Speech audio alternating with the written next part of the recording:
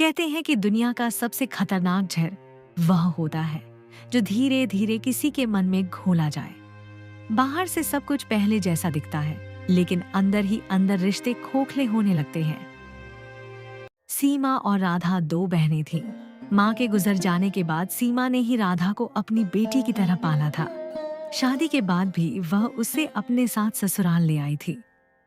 शुरुआत में सीमा को राधा से बहुत लगाव था, लेकिन अब उसका बेटा मोहित धीरे धीरे उसके मन में ऐसी बातें भर रहा था जो उनके रिश्ते को बदलने वाली थी। माँ, एक बात पूछूं? आपने कभी सोचा है कि मौसी इस घर में कब से रह रही हैं?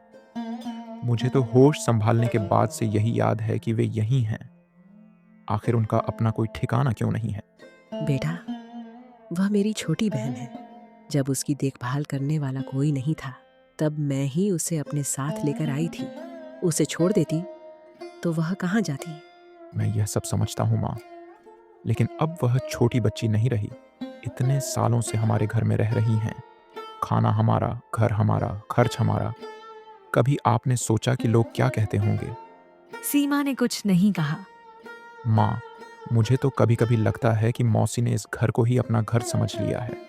उन्हें पता है कि आप कुछ कहेंगी नहीं, इसलिए वे आराम से यहीं रह रही हैं। अगर उन्हें अपनी चिंता होती तो कब का कुछ काम धंधा कर लिया होता। मोहित की बातें सुनकर सीमा सोच में पड़ गई। तभी वहां पर राधा आती है।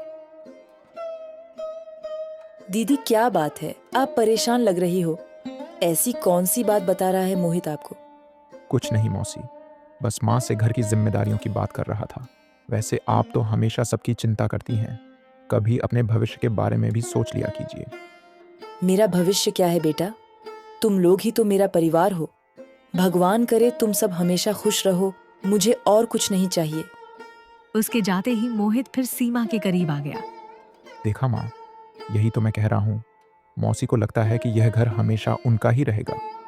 वे कभी यहाँ से जाने के बारे में सोचती तक नहीं है। अगर आज पिताजी कुछ कह दें तो शायद उन्हें बुरा भी लग जाए। ये बात सुनकर सीमा चुप हो गई।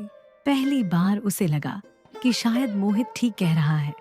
उस दिन के बाद मोहित रोज किसी न किसी बहाने राधा के बारे में बातें करने लगा।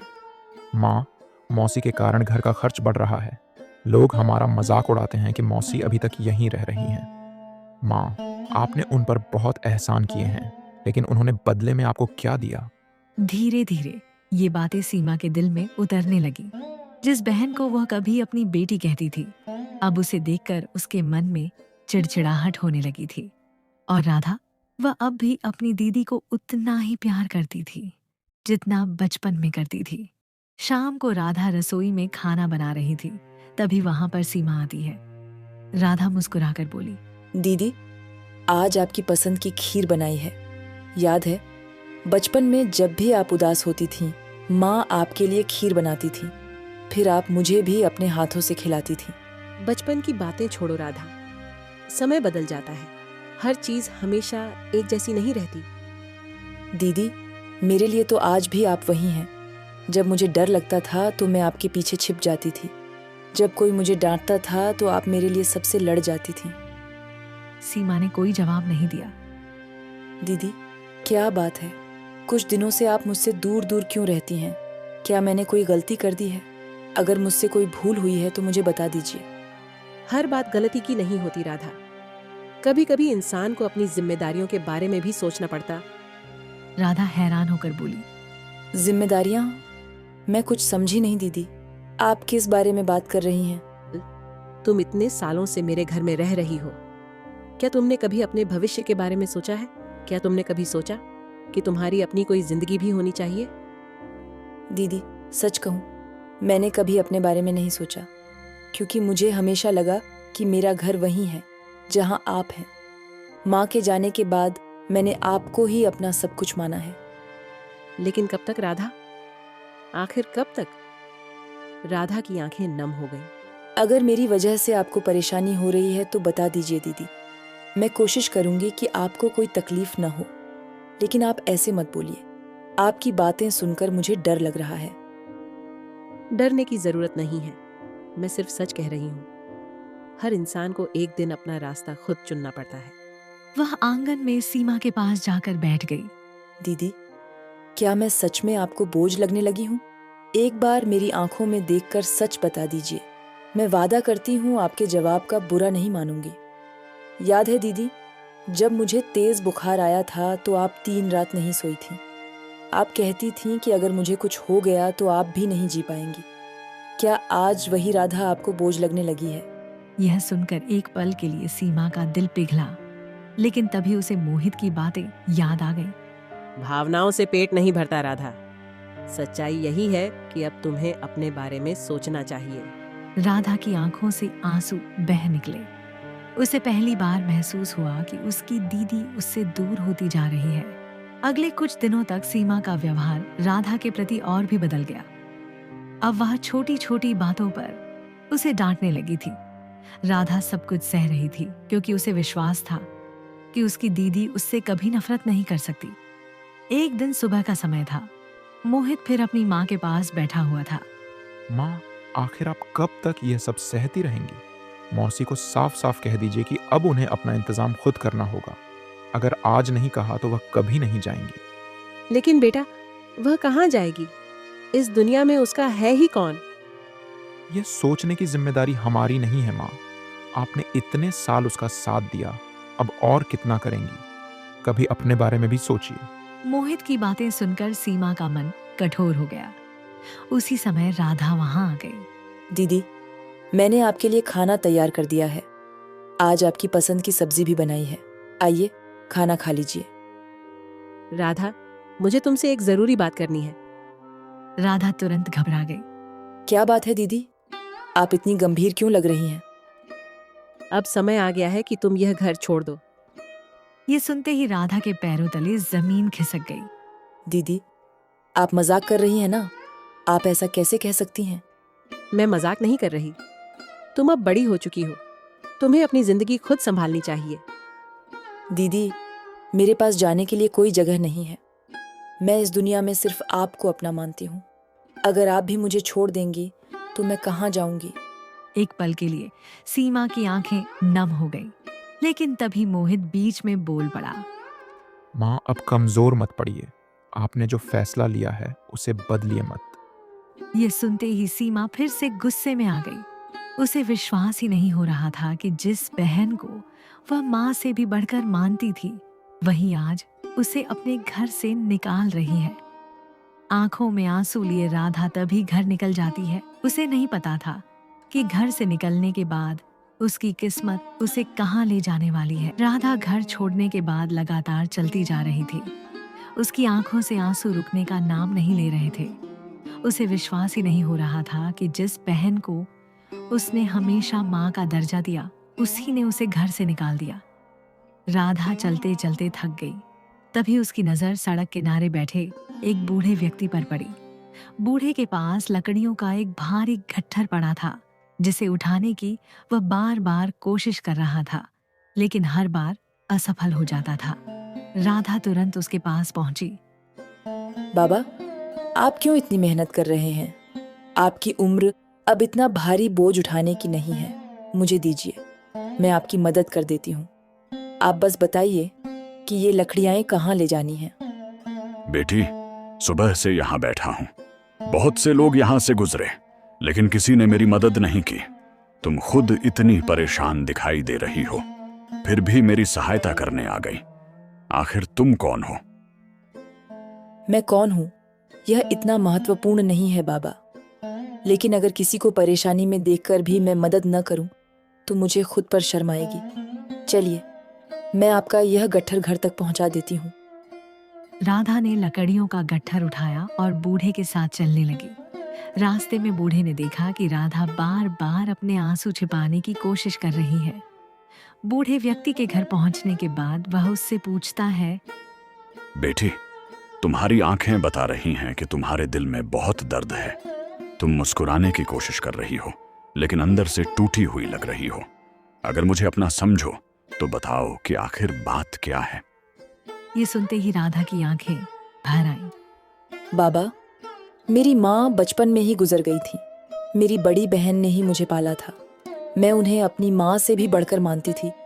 मुझे लगता था कि चाहे पूरी दुनिया मेरा साथ छोड़ दे, लेकिन मेरी दीदी हमेशा मेरे साथ रहेंगी। लेकिन धीरे धीरे उनके बेटे ने उनके मन में मेरे खिलाफ बातें भरनी शुरू कर दी। वह कहता था कि मैं उन पर बोझ हूँ, उनके घर का खर्च बढ़ा रही हूँ। पहले दीदी मेरी तरफदारी करती थी, लेकिन बाद में वे भी वही सोचने लगी। आज उन्होंने मुझे घर से निकाल दिया। मैंने बहुत विनती की, बहुत रोई, लेकिन उनका दिल नहीं पसीजा। अब मेरे पास न रहने की जगह है और न ही कोई अपना। बेटी, तुम्हारे साथ बहुत अन्याय हुआ है, लेकिन याद रखो, भगवान कभी अच्छे लोगों की परीक्षा बेकार नहीं लेते। जो लोग दूसरों को ठुकराते हैं, उन्हें एक दिन अपनी गलती का एहसास जरूर होता है। लेकिन बाबा, अब मैं कहाँ जाऊं? रात होने वाली है। मुझे समझ नहीं आ रहा कि मैं क्या करूं। बूढ़ा व्यक्ति कुछ देर चुप रहा। फिर उसने राधा की ओर देखा और मुस्कुराते हुए कहा, अगर तुम्हें कोई आपत्ति न हो तो मेरे साथ मेरे घर में रह लो बेटी। मेरा छोटा सा घर है, मैं यहाँ अकेला रहता हूँ। तुम्हें रहने की जगह भी मिल जाएगी और मुझे भी किसी अपने का साथ मिल जाएगा। बाबा, आप मुझे जानते तक नहीं, फिर भी मुझ पर इतना भरोसा कैसे कर सकते हैं? आजकल तो अपने भी साथ छोड़ देते हैं। बेटी, इंसान की पहचान उसके कपड़ों या उसकी हालत से नहीं होती, उसके कर्मों से होती है। तुमने अपने दुख भूल कर मेरी मदद की है, इससे बड़ा परिचय और क्या होगा। मुझे पूरा विश्वास है कि तुम एक नेक दिल इंसान हो। राधा की आंखों से फिर आंसू बह निकले, लेकिन इस बार ये आंसू दुख के नहीं बल्कि उम्मीद के थे। फिर वह बूढ़े व्यक्ति के साथ उसके घर में रहने के लिए राजी हो गई। उसे नहीं पता था कि यह मुलाकात उसकी किस्मत का सबसे बड़ा मोड़ बनने वाली है। राधा बूढ़े व्यक्ति के घर रहने लगी। घर बहुत छोटा और कच्चा था और दीवारों में भी दरारें थीं। अगली सुबह राधा सूरज निकलने से पहले ही उठ गई। उसने पूरे घर की सफाई की, आंगन बुहारा, पानी भरा और फिर बूढ़े व्यक्ति के लिए खाना तैयार किया। जब बूढ़ा व्यक्ति उठा तो घर की बदली हुई सूरत देखकर हैरान रह गया। बेटी, तुम कल ही इस घर में आई हो और आज ऐसा लग रहा है जैसे इस घर में फिर से जान आ गई हो। इतने सालों बाद मुझे घर में रौनक दिखाई दे रही है। बाबा, खाली बैठने से मुझे अपनी तकलीफें याद आती हैं। मैं काम करूंगी तो मेरा मन भी लगा रहेगा और आपका सहारा भी बन सकूंगी। कुछ दिन ऐसे ही बीत गए, लेकिन राधा जानती थी कि वह हमेशा बूढ़े व्यक्ति पर निर्भर नहीं रह सकती। एक शाम वह आंगन में बैठी सोच रही थी। बाबा, मैं आपके ऊपर बोझ बनकर नहीं रहना चाहती। आपने मुझे सहारा दिया, यह एहसान मैं कभी नहीं भूलूंगी। लेकिन अब मैं अपने पैरों पर खड़ा होना चाहती हूँ। बेटी, तुम बोझ नहीं हो, लेकिन अगर तुम कुछ करना चाहती हो तो मैं तुम्हारा साथ दूंगा। उसी समय राधा को अपनी माँ की याद आई। उसे याद आया कि उसकी माँ बहुत स्वादिष्ट अचार, पापड़ और मसाले बनाया करती थी। बाबा, माँ मुझे अचार और पापड़ बनाना सिखाया करती थी। क्यों ना मैं वही काम शुरू करूं? विचार तो बहुत अच्छा है बेटी, लेकिन काम शुरू करने के लिए कुछ पैसे चाहिए होंगे। राधा चुप हो गई। उसके पास 1 रुपया भी नहीं था। तभी बूढ़ा व्यक्ति अंदर गया और एक पुरानी डिब्बी लेकर आया। बेटी, यह मेरी कई सालों की छोटी सी बचत है। मैं इसे अपने बुढ़ापे के लिए संभाल कर रखता था। आज यह तुम्हारे काम आएगी। नहीं बाबा, मैं आपके पैसे नहीं ले सकती। जिस दिन तुम मेरी मदद करने के लिए रुकी थी, उसी दिन तुम मेरी बेटी बन गई थी। एक पिता अपनी बेटी की मदद नहीं करेगा तो कौन करेगा? बाबा के इतना कहने पर राधा ने वह पैसे अपने पास रख लिए। अगले दिन उसने थोड़ी सी सामग्री खरीदी और काम शुरू कर दिया। कई घंटों की मेहनत के बाद उसने अचार और पापड़ तैयार किए। फिर वह उन्हें बेचने गांव में निकल पड़ी। लेकिन शुरुआत आसान नहीं थी। हम तुम्हारा सामान क्यों खरीदें? हमें तो पता भी नहीं कि यह अच्छा है या नहीं। लगता है घर से निकाल दिए जाने के बाद अब व्यापार करने निकली है। यह सुनकर राधा का दिल टूट गया। पूरा दिन घूमने के बाद भी वह केवल 2 पैकेट ही बेच पाई। शाम को वह उदास होकर घर लौटी। क्या हुआ बेटी, आज इतनी उदास क्यों हो? बाबा, शायद मैं ये काम नहीं कर पाऊंगी। लोगों को मुझ पर भरोसा ही नहीं है। बेटी, हार मानना सबसे आसान काम है। सफलता उन्हीं को मिलती है जो ठोकर खाने के बाद भी आगे बढ़ते हैं। बूढ़े व्यक्ति की बातें सुनकर राधा को हिम्मत मिली। अगले दिन वे फिर निकल पड़ी। धीरे धीरे लोगों को उसके अचार और पापड़ पसंद आने लगे। कुछ ही महीनों में पूरे गांव में उसके सामान की चर्चा होने लगी। अब लोग खुद उसके घर आकर ऑर्डर देने लगे थे। एक दिन शहर का एक व्यापारी उसके घर पहुंचा। क्या तुम ही राधा हो? मैंने तुम्हारे अचार के बारे में बहुत सुना है। मैं इन्हें अपनी दुकान पर बेचना चाहता हूँ। सच में? लेकिन मैं तो अभी बहुत छोटा काम करती हूँ। आज छोटा है, लेकिन कल बड़ा भी हो सकता है। तुम्हारे काम में ईमानदारी और स्वाद दोनों है। उस दिन के बाद राधा की जिंदगी बदलने लगी। उसने गांव की कई गरीब महिलाओं को काम पर रख लिया। अब उसका छोटा सा काम एक बड़े कारोबार में बदल रहा था। यह सब देखकर बूढ़ा व्यक्ति बहुत खुश था। बेटी, जिस दिन तुम मेरे घर आई थी, उस दिन तुम्हारी आंखों में सिर्फ आंसू थे। आज उन्हीं आंखों में सपने और आत्मविश्वास दिखाई दे रहा है। बाबा, अगर उस दिन आपने मेरा हाथ न पकड़ा होता तो शायद मैं कहीं भटक रही होती। मेरी इस सफलता में आपका हिस्सा सबसे बड़ा है।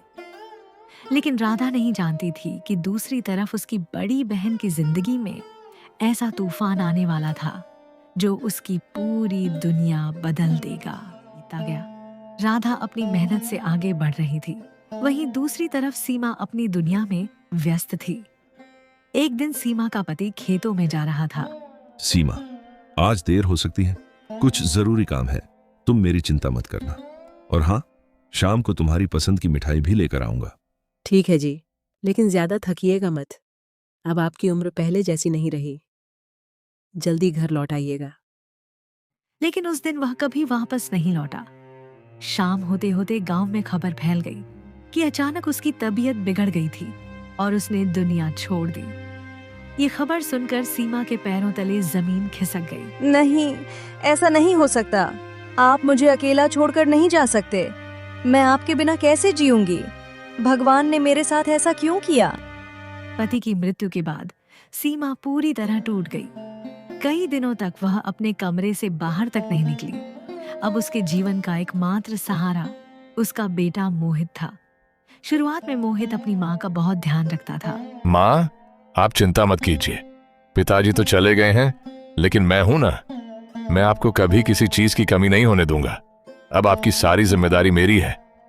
ये सुनकर सीमा को थोड़ा सुकून मिला। लेकिन समय के साथ सब कुछ बदलने लगा। मोहित की शादी हो गई। धीरे धीरे उसकी पत्नी उसके कान भरने लगी। सुनिए, घर का खर्च लगातार बढ़ रहा है। माँ जी दिन भर घर में रहती हैं। आखिर कब तक हम उनकी जिम्मेदारी उठाते रहेंगे? हमें अपने भविष्य के बारे में भी सोचना चाहिए। शुरू में मोहित ने इन बातों पर ध्यान नहीं दिया, लेकिन रोज रोज एक ही बात सुनकर उसका मन बदलने लगा। अब वह छोटी छोटी बातों पर अपनी माँ से चिढ़ने लगा था। एक दिन उसने गुस्से में सीमा से कहा, माँ, मैं अब और जिम्मेदारियां नहीं उठा सकता। आपको अपने रहने का कोई और इंतजाम कर लेना चाहिए। इस घर में अब आपके लिए जगह नहीं है। यह सुनकर सीमा चौंक गई। उसे राधा की याद आ गई। उसी राधा की जिसे उसने कभी इसी तरह घर से निकाल दिया था। आज किस्मत उसे उसी दर्द का एहसास करा रही थी। सीमा भारी मन से सड़क पर चल रही थी। उसके हाथ में कपड़ों का एक छोटा सा थैला था और आंखों से आंसू लगातार बह रहे थे। आज उसे अपनी हर गलती याद आ रही थी। बार बार उसे राधा का रोता हुआ चेहरा दिखाई दे रहा था। मैंने राधा के साथ बहुत बुरा किया। वह मुझे अपनी माँ मानती थी और मैंने उसे घर से निकाल दिया है। ऊपर वाले, ये मैंने क्या कर दिया? वो बेचारी तो मुझे कभी कुछ भी नहीं कहती थी। कभी किसी बहन ने अपनी सगी बहन के साथ इतना बुरा नहीं किया होगा जैसा मैंने किया है। वो मेरे बारे में क्या सोचती होगी? शायद वो मुझे कभी माफ भी नहीं करेगी। मैं माफी के लायक भी नहीं हूं। भूख और थकान की वजह से उसके कदम लड़खड़ा रहे थे। तभी एक बड़ी सी गाड़ी उसके सामने आकर रुकी। सीमा घबरा गई। गाड़ी का दरवाजा खुला और एक महिला बाहर निकली। महिला को देखते ही सीमा की आंखें फटी की फटी रह गईं। वह राधा ही थी। अब वह पहले वाली असहाय लड़की नहीं रही थी। उसके चेहरे पर आत्मविश्वास था और उसकी मेहनत ने उसे सफल बना दिया था। राधा ने जैसे ही अपनी बहन की हालत देखी, उसकी आंखें भर आईं। दीदी, आपकी यह हालत कैसे हो गई? आप यहाँ इस तरह अकेली क्या कर रही हैं? ये सुनते ही सीमा फूट फूट कर रोने लगी। राधा, मैं तेरे सामने आने के लायक भी नहीं हूं। जिस बहन ने मुझे मां से बढ़कर प्यार दिया, मैंने उसी को अपने घर से निकाल दिया। आज मेरे बेटे ने भी मेरे साथ वही किया है। राधा चुपचाप उसकी बातें सुनती रही। जब तुझे घर से निकाला था तब तू भी ऐसे ही रो रही थी, लेकिन मेरा दिल नहीं पसीजा। आज मुझे समझ आ रहा है कि उस दिन तुझ पर क्या बीती होगी। मुझे माफ कर दे राधा। अगर हो सके तो अपनी इस अभागी बहन को माफ कर दे। मैं अपनी गलती का बोझ लेकर और नहीं जी सकती। दीदी, ये आप क्या कर रही हैं? आप मेरी बड़ी बहन हैं। माँ के बाद आपने ही तो मुझे पाला था। अगर आज मैं इस मुकाम पर हूँ तो उसमें आपका भी योगदान है।